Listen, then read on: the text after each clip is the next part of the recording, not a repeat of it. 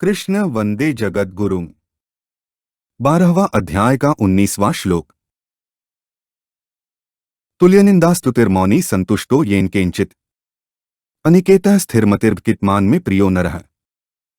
ऊपर कहे गए श्लोकों का अर्थ है, जो शत्रु और मित्र में तथा मान अपमान में सम है और शीतोष्ण अनुकूलता प्रतिकूलता तथा सुख दुख में सम है एवं आसक्ति से रहित है, और जो निंदास्तुति को समान समझने वाला मननशील, जिस किसी प्रकार से भी शरीर का निर्वाह होने में संतुष्ट रहने के स्थान तथा शरीर में ममता आसक्ति से रहित और स्थिर बुद्धि वाला है, वह भक्तिमान मनुष्य मुझे प्रिय है।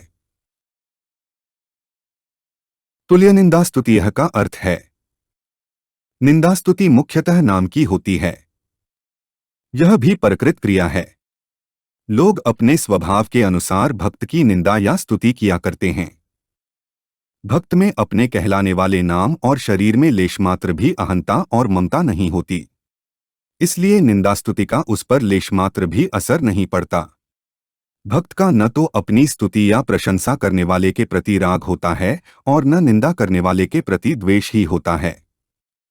उसकी दोनों में ही संबुद्धि रहती है। साधारण मनुष्यों के भीतर अपनी प्रशंसा की कामना रहा करती है, इसलिए वे अपनी निंदा सुनकर दुख का और स्तुति सुनकर सुख का अनुभव करते हैं। इसके विपरीत यानी कि अपनी प्रशंसा न चाहने वाले साधक पुरुष निंदा सुनकर सावधान होते हैं और स्तुति सुनकर लज्जित होते हैं। परंतु नाम में किंचन मात्र भी अपनापन न होने के कारण सिद्ध भक्त इन दोनों भावों से रहित होता है, अर्थात निंदास्तुति में सम होता है। हाँ, वह भी कभी कभी लोक संग्रह के लिए साधक की तरह यानी कि निंदा में सावधान तथा स्तुति में लज्जित होने का व्यवहार कर सकता है।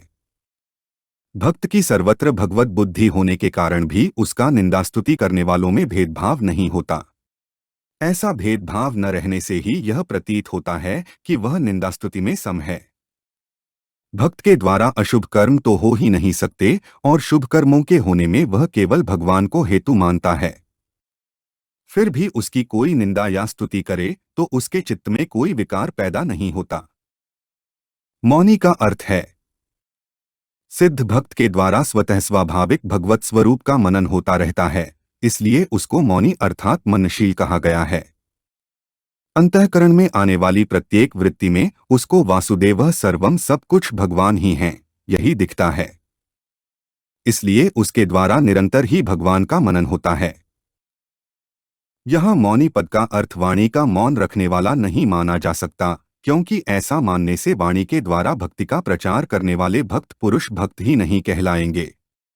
इसके सिवाय अगर वाणी का मौन रखने मात्र से भक्त होना संभव होता तो भक्त होना बहुत ही आसान हो जाता और ऐसे भक्त असंख्य बन जाते, किंतु संसार में भक्तों की संख्या अधिक देखने में नहीं आती। इसके सिवाय आसुर स्वभाव वाला दंभी व्यक्ति भी हठपूर्वक वाणी का मौन रख सकता है, परंतु यहाँ भगवत प्राप्त सिद्ध भक्त के लक्षण बताए जा रहे हैं। इसलिए यहाँ मौनी पद का अर्थ भगवत स्वरूप का मनन करने वाला ही मानना युक्तिसंगत है। संतुष्टो येन केंचित का अर्थ है, दूसरे लोगों को भक्त संतुष्टो येन केंचित अर्थात प्रारब्धानुसार शरीर निर्वाह के लिए जो कुछ मिल जाए उसी में संतुष्ट दिखता है, परंतु वास्तव में भक्त की संतुष्टि का कारण कोई सांसारिक पदार्थ परिस्थिति आदि नहीं होती।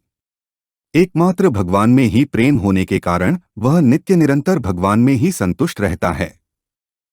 इस संतुष्टि के कारण वह संसार की प्रत्येक अनुकूल प्रतिकूल परिस्थिति में सम रहता है, क्योंकि उसके अनुभव में प्रत्येक अनुकूल या प्रतिकूल परिस्थिति भगवान के मंगलमय विधान से ही आती है। इस प्रकार प्रत्येक परिस्थिति में नित्य निरंतर संतुष्ट रहने के कारण उसे संतुष्टो येन केंचित कहा गया है।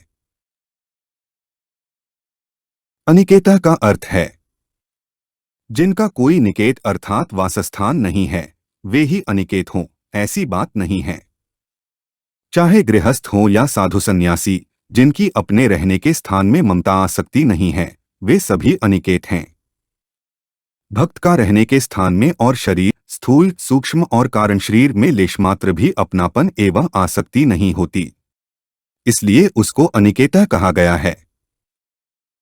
स्थिरमतिः का अर्थ है, भक्त की बुद्धि में भगवत तत्व की सत्ता और स्वरूप के विषय में कोई संशय अथवा विपर्य यानी कि विपरीत ज्ञान नहीं होता, अतः उसकी बुद्धि भगवत तत्व के ज्ञान से कभी किसी अवस्था में विचलित नहीं होती, इसलिए उसको स्थिरमतिः कहा गया है।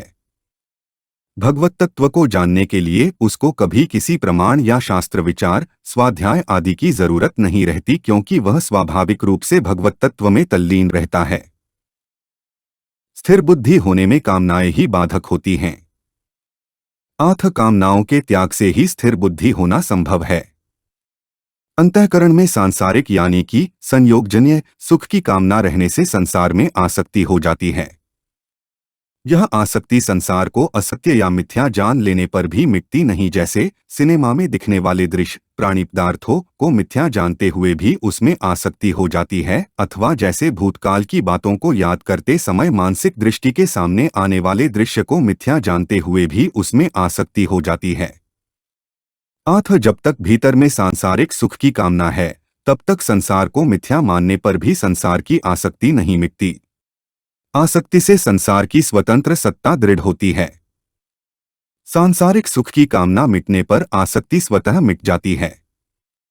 आसक्ति मिटने पर संसार की स्वतंत्र सत्ता का अभाव हो जाता है और एक भगवत तत्व में बुद्धि स्थिर हो जाती है। भक्तिमान में प्रियो नरह का अर्थ है। भक्तिमान पद में भक्ति शब्द के साथ नित्य योग के अर्थ में मतुप प्रत्यय है। इसका तात्पर्य यह है कि मनुष्य में स्वाभाविक रूप से भक्ति भगवत प्रेम रहती है। मनुष्य से भूल यही होती है कि वह भगवान को छोड़कर संसार की भक्ति करने लगता है, इसलिए उसे स्वाभाविक रहने वाली भगवत भक्ति का रस नहीं मिलता और उसके जीवन में निरस्ता रहती है। सिद्ध भक्त हरदम भक्तिरस में तल्लीन रहता है, इसलिए उसको भक्तिमान कहा गया है। ऐसा भक्तिमान मनुष्य भगवान को प्रिय होता है। नरपद देने का तात्पर्य है कि भगवान को प्राप्त करके जिसने अपना मनुष्य जीवन सफल सार्थक कर लिया है, वही वास्तव में नर मनुष्य कहलाने योग्य है। जो मनुष्य शरीर को पाकर सांसारिक भोग और संग्रह में ही लगा हुआ है, वह नर मनुष्य कहलाने योग्य नहीं है।